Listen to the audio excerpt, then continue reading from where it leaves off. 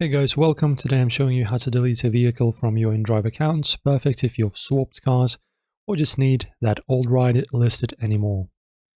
I've got the steps straight from the inDrive driver process, so let's get it done quick. So guys, first you need to fire up the inDrive app, make sure it's the latest version from the App Store or Google Play.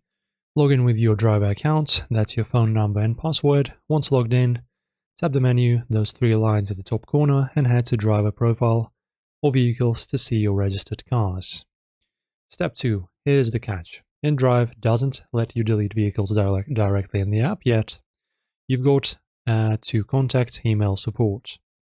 So guys, if you're on the website like me, you go to the menu, after that you go to About Us, and then Contact. And as you can see, there's a form you can submit, be able to delete your vehicle from your account.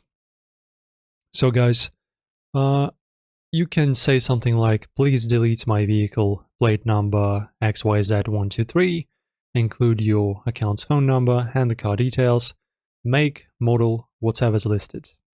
Now wait it out. inDrive's team usually responds in 24 to 48 hours.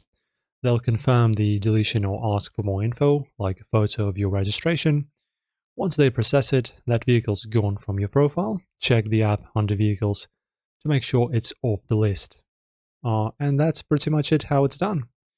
Open the app, email support, wait for the green light, and swap if you need to. So guys, got it sorted? Drop your experience in the comments, like and subscribe for more driver tips. See you next time.